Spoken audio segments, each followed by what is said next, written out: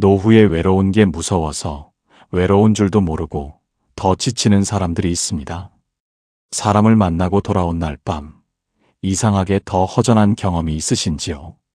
분명히 웃었고 밥도 먹었고 이야기도 나눴는데 현관문을 닫는 순간 속이 비어 있는 것 같은 그 감각.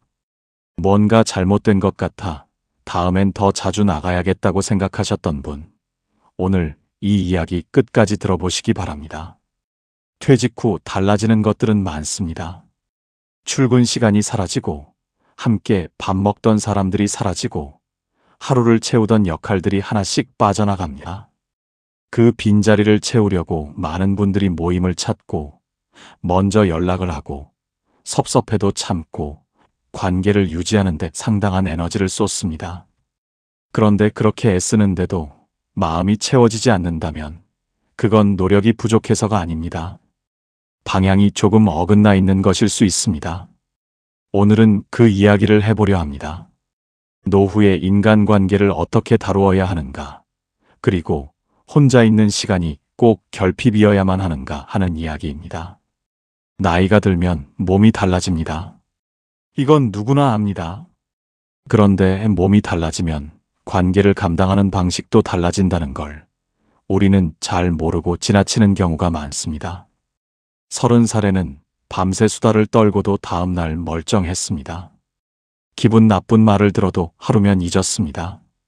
감정이 소비되어도 하룻밤 자고 나면 회복이 됐습니다.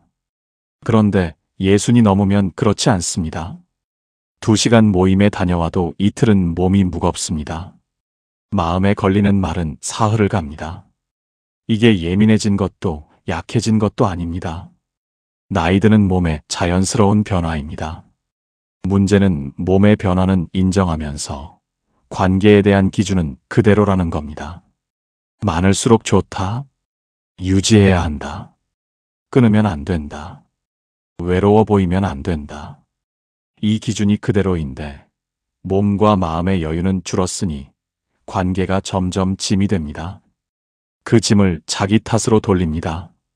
내가 너무 예민한가? 내가 사람을 대하는 게 부족한 건가? 그렇지 않습니다. 관계를 대하는 방식이 달라져야 할 시점에 다다른 것뿐입니다. 심리학에서는 이걸 이렇게 설명합니다. 사람은 나이가 들수록 에너지를 소비하는 관계보다 에너지를 회복시키는 관계를 더 필요로 한다고요. 넓은 관계망보다 깊이 있는 소수의 관계가 실제 정서적 안정과 만족감에 훨씬 더 크게 영향을 미친다고 합니다. 이건 연구 결과이기 이전에 오래 사신 분들이 몸으로 이미 알고 계신 이야기입니다. 경상도 어느 소도시에 사는 72살 이덕수 씨 이야기를 드리겠습니다. 덕수 씨는 젊어서부터 사람이 좋은 분이었습니다.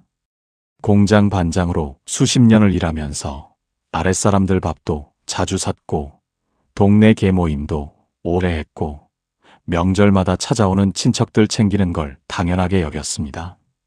퇴직 후에도 그 습관이 이어졌습니다. 옛 직장 동료들에게 먼저 연락하고 동창 모임 총무도 맡고 동네 경로당 행사도 빠지지 않으셨습니다. 그런데 언제부턴가 모임에 다녀오면 이상하게 피곤했습니다. 술도 많이 마신 것도 아니고 싸운 것도 아닌데 집에 돌아오면 소파에 2시간씩 멍하게 있어야 했습니다. 처음엔 체력 탓이려니 했습니다. 그런데 혼자 집 뒷산을 산책할 때는 그렇지 않았습니다. 1시간을 걸어도 돌아오면 오히려 개운했습니다. 거기서 덕수 씨는 뭔가를 알아챘습니다. 모임에서 그는 아무것도 하지 않아도 감정이 소비되고 있었습니다. 눈치를 보고 분위기를 맞추고 말을 골라 하고 섭섭한 말을 삼키는 그 모든 작은 에너지들이 쌓여서 그를 지치게 한 것이었습니다. 반면 혼자 걷는 시간은 소모가 아니었습니다. 그 시간이 자기를 채워주는 시간이었습니다. 그 이후 덕수 씨는 모임의 수를 절반으로 줄였습니다. 총무도 내려놓았습니다. 처음엔 뭔가 잘못 사는 것 같았다고 합니다. 그런데 석 달쯤 지나고 나니 오히려 가끔 나가는 모임이 더 반가워졌습니다. 덜 가니까 오히려 더 좋았고 덜 소모되니까 더 여유롭게 사람을 대할 수 있게 됐다고요. 관계를 줄인 게 아니었습니다. 관계를 다시 배운 것이었습니다. 여기서 꼭 짚고 싶은 것이 하나 있습니다. 우리가 자주 혼동하는 두 가지입니다. 모임에서 돌아온 후에 허전함을 외로움으로 착각하는 일입니다. 그래서 더 자주 나가야겠다고 생각합니다. 더 많은 사람을 만나야겠다고 생각합니다. 그런데 그렇게 해도 허전함이 채워지지 않는다면 그건 외로움이 아닐 수 있습니다. 심리학에서는 이것을 사회적 배고픔과 내면의 공허함으로 구분합니다. 사회적 배고픔은 사람이 없어서 오는 것입니다. 이건 사람을 만나면 나아집니다. 그런데 내면의 공허함은 자기 자신이 없어서 오는 것입니다. 다른 사람의 말을 들으면서 정작 자기 마음을 들여다보지 못하는 시간들, 다른 사람의 눈치를 보느라 자기가 원하는 것을 모르고 지나가는 날들이 쌓이면 사람 속에 있어도 혼자인 느낌이 옵니다. 이건 사람을 더 만난다고 해결이 안 됩니다. 진짜 외로움은 사람을 만나면 나아지지만 마음의 허전함은 사람을 만난다고 나아지지 않습니다. 반면에 진짜 혼자 있는 시간, 아무도 없는 방에서 조용히 차 한 잔을 마시거나 읽다만 책을 꺼내거나 창밖 하늘을 멍하니 보거나 오래된 사진첩을 들여다보는 그 시간은 외로움과 전혀 다른 종류의 고요함입니다. 이 차이를 아는 순간 내가 왜 이렇게 자꾸 허전한지가 조금 다르게 보이기 시작합니다. 혹시 지금 이 대목에서 고개를 끄덕이고 계신 분이 있으신가요? 사람들 속에서 오히려 더 외로웠던 기억 한 번쯤은 있으셨을 겁니다. 예순을 넘으면 친구 관계도 달라집니다. 아니, 달라져야 합니다. 젊어서의 친구는 함께 무언가를 향해 가는 사람이었습니다. 비슷한 처지에서 비슷한 고민을 나누고 함께 웃고 함께 실패하던 사람들. 그때의 우정은 동행이었습니다. 그런데 노후의 친구는 조금 다른 의미여야 합니다. 같은 곳을 향해 가는 동행이 아니라 각자의 삶을 걸어가면서 가끔 안부를 묻고 필요할 때 곁에 있어주는 사람. 그 정도면 충분합니다. 그런데 우리는 노후의 친구에게도 젊어서의 기준을 그대로 들이댑니다. 자주 봐야 친구다. 먼저 연락해야 친구다. 내 편을 들어줘야 친구다. 내 사정을 알아줘야 친구다. 그 기준으로 보면 노후의 인간관계는 대부분 기준 미달입니다. 삶의 결이 달라졌으니까요. 건강이 다르고 경제 상황이 다르고 자녀 사정이 다르고 몸이 편한 시간대도 다릅니다. 이제는 셋이 모이면 아픈 곳이 다 달라서 음식도 따로 시켜야 합니다. 예전처럼 무엇이든 같이 할 수가 없습니다. 그게 당연한 겁니다. 달라진 게 문제가 아니라 달라졌는데 기준이 그대로인 게 문제입니다. 강원도에 사는 75살 박순애 씨는 평생 붙어 다니던 친구가 둘 있었습니다. 셋이서 40해를 같이 보냈습니다. 그런데 70이 넘어서부터 한 명은 거동이 불편해졌고 한 명은 자녀 문제로 정신이 없었습니다. 순애 씨는 예전처럼 자주 만나자고 연락했지만 번번이 잘 안 됐습니다. 섭섭한 마음이 쌓이기 시작했습니다. 나는 이렇게 챙기는데 저 친구들은 왜 이럴까 하는 마음이요. 그러던 어느 봄날 오후 거동이 불편한 그 친구에게서 문자가 왔습니다. 말 한마디 없이 사진 한 장만. 창밖에 피어있는 산수유꽃이었습니다. 순애 씨는 그걸 보고 오래 멈춰 있었다고 합니다. 그 친구가 혼자 창가에 앉아 자기를 생각하며 꽃을 찍어 보냈다는 것. 그게 얼마나 큰 마음인지를 그 순간 처음으로 알았다고요. 자주 보는 것이 관계의 크기가 아닙니다. 빈도가 아니라 무게입니다. 연락 횟수가 아니라 마음의 온도입니다. 관계의 기준이 달라지면 같은 관계도 완전히 다르게 보입니다. 이쯤에서 거리를 둬야 할 관계에 대해서도 솔직하게 짚어봐야 합니다. 모든 관계를 다 붙들어야 할 필요가 없다는 것, 머리로는 알고 계실 겁니다. 그런데 막상 실행하기가 어렵습니다. 오래된 관계일수록 더 그렇습니다. 내가 연락을 줄이면 나쁜 사람이 되는 것 같고, 멀어지면 내가 먼저 포기한 것 같습니다. 여기서 심리학이 설명해 주는 게 하나 있습니다. 매몰 비용의 함정이라는 겁니다. 오래 투자한 것일수록 그게 지금 나에게 좋지 않아도 버리기 어렵다는 것이죠. 관계도 마찬가지입니다. 오래 알고 지낸 사람일수록 그 관계가 지금의 나를 소모시켜도 끊기가 어렵습니다. 지금까지 쌓은 것이 아까워서요. 그런데 오래됐다는 것이 지금도 좋다는 증거는 아닙니다. 거리를 둬야 할 신호가 있습니다. 만나고 나서 기분이 개운하기보다 찜찜한 경우가 반복된다면, 그 사람과 있으면 자꾸 내가 작아지는 느낌이 든다면, 그 관계에서 내가 주는 것과 받는 것이 지나치게 오래 불균형하다면, 이건 그 사람이 나쁜 사람이라는 뜻이 아닙니다. 지금의 나에게 맞지 않는 관계라는 뜻입니다. 그리고 관계를 줄이는 것과 끊는 것은 전혀 다릅니다. 끊는 것은 문을 닫는 겁니다. 거리를 두는 것은 창문을 조금 작게 여는 겁니다. 바람은 통하지만 온도는 유지되는 방식입니다. 명절엔 안부를 묻고 특별한 날엔 연락을 하지만 억지로 자주 보려 하지 않는 것. 그것만으로도 충분한 관계가 있습니다. 나이 들수록 관계를 정리하는 것은 차가운 일이 아닙니다. 오히려 남아있는 관계를 더 잘 돌볼 수 있게 해주는 일입니다. 비어있는 그릇이 있어야 뭔가를 담을 수 있는 것처럼 여유가 있어야 좋은 관계도 제대로 할 수 있습니다. 고독이라는 단어가 우리 사회에서 그다지 좋은 대접을 받지 못합니다.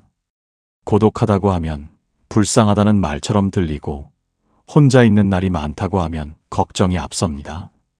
그런데 심리학자 에릭 프롬은 이런 말을 했습니다. 혼자 있을 수 있는 능력이야말로 사랑할 수 있는 능력의 조건이라고요. 자기 자신과 온전히 있을 수 있는 사람만이 타인과도 온전히 있을 수 있다는 뜻입니다. 이 말을 처음 들으면 조금 낯설 수 있습니다. 혼자 잘 있어야 남과도 잘 있을 수 있다니. 그런데 오래 살아오신 분들은 이걸 몸으로 이미 알고 계십니다. 혼자 있는 시간이 편안한 사람은 사람을 만날 때도 편안합니다.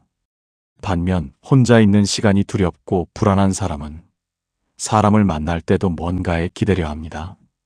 채워지길 바라면서 만나고 채워지지 않으면 또 섭섭해집니다. 고독에는 두 종류가 있습니다. 하나는 원하지 않는데 혼자인 것, 외면당한 느낌의 고독입니다. 이건 물론 힘들고 채워져야 할 필요가 있습니다. 다른 하나는 스스로 선택한 고요함입니다. 아무도 없어도 마음이 무겁지 않고 혼자여서 오히려 편한 시간. 이건 결핍이 아닙니다. 오래 살아온 사람이 다다를 수 있는 하나의 자유입니다. 충북 어딘가에 사는 78살 최윤재 씨는 아내를 먼저 떠나보낸 후 혼자 사신 지 7년이 됩니다. 처음 2, 3년은 혼자 있는 시간이 너무 무거웠다고 합니다. 그런데 어느 해봄 아내가 좋아하지 않아서 못 샀던 화분을 하나 들여놓았습니다. 처음엔 1개, 그러다 5개, 그러다 지금은 베란다 가득 화분이 들어섰습니다. 매일 아침 그 화분들에 물을 주면서 하루를 시작합니다. 누군가 봐주는 사람도 없고 칭찬해주는 사람도 없지만 그 시간이 싫지 않다고 합니다. 오히려 그 시간이 하루 중 제일 안정되는 시간이라고요. 화분 하나하나를 들여다보면서 이파리가 새로 났구나. 오늘은 물을 조금 덜 줘야겠다.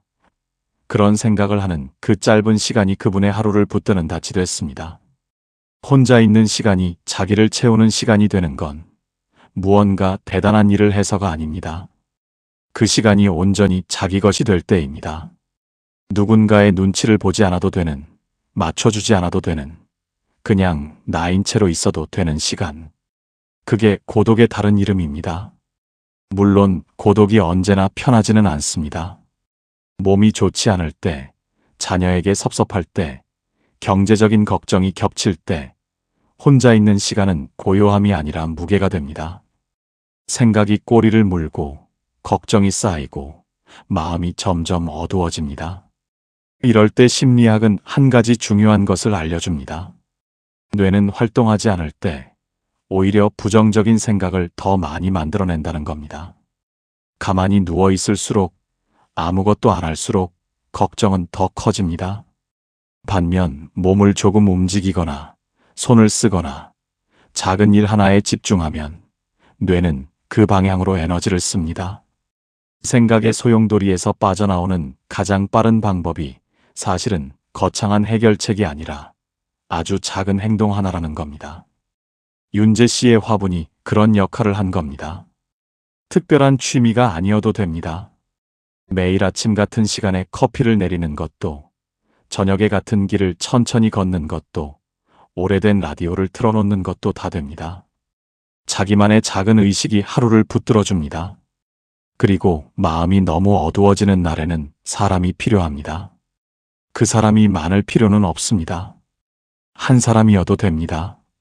오랜 친구 한 명이어도 되고, 조용히 이야기를 들어줄 이웃이어도 됩니다.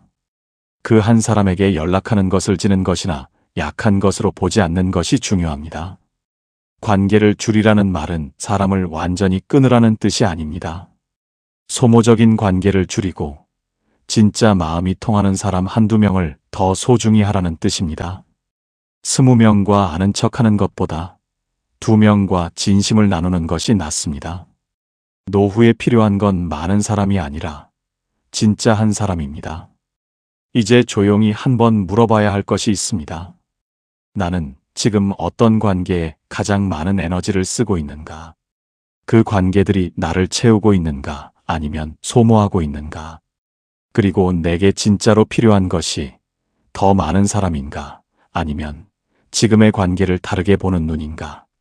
이 세 가지를 솔직하게 들여다보면 지금 내가 어디에 힘을 쏟고 있는지가 조금 더 선명하게 보입니다. 관계에서 오는 피로는 나이 들어서만 생기는 게 아닙니다. 하지만 나이가 들수록 그 피로가 더 오래가고 더 깊게 남습니다. 몸이 회복하는데 시간이 걸리는 것처럼 감정도 회복하는데 시간이 필요합니다. 그 시간을 무시하고 계속 소모하면 어느 순간 다 무기력해집니다. 관계를 잘하기 위해서도 자기 자신을 먼저 돌봐야 합니다. 내가 비어 있으면 남에게 줄 것도 없습니다. 더 많이 만나야 한다는 의무감을 조금 내려놓아도 됩니다. 먼저 연락해야 한다는 부담도 조금 내려놓아도 됩니다. 섭섭해도 늘 참아야 한다는 생각도 가끔은 조용히 거리를 두는 것으로 대신해도 됩니다. 고독을 두려워하지 않아도 됩니다. 혼자 있는 시간이 충분히 자기 것이 될 수 있습니다. 그 시간이 쌓이면 오히려 사람을 더 잘 만날 수 있게 됩니다. 비어 있어야 채울 수 있고 쉬어야 다시 걸을 수 있습니다. 관계가 많을수록 삶이 풍요롭다고 배웠습니다. 그런데 어쩌면 지금은 이 말이 더 맞을 수 있습니다. 관계가 가벼울수록 삶이 오래갑니다. 오늘 이 이야기를 들으시면서 조용히 떠오른 관계가 있으셨나요? 아니면 오랫동안 혼자 앉아 있었던 어떤 오후가 생각나셨나요? 그 마음이 무엇이었든 틀리지 않았습니다. 관계를 소중히 여겼기 때문에 더 애쓰고 더 참았던 것이니까요. 그 마음은 좋은 마음입니다. 다만 그 좋은 마음을 지키기 위해서라도 이제는 조금 다르게 다루어도 됩니다. 오늘 들으신 이야기 중에 한 대목이라도 마음에 남으셨다면 댓글에 조용히 한 줄 남겨주세요. 어떤 관계에서 제일 힘드셨는지, 아니면 혼자 있는 시간이 어떤 시간이었는지, 그 한 줄이 같은 길을 걷고 있는 다른 분께 말없는 위로가 될 수 있습니다. 오늘도 이 길을 함께 걸어주셔서 감사합니다.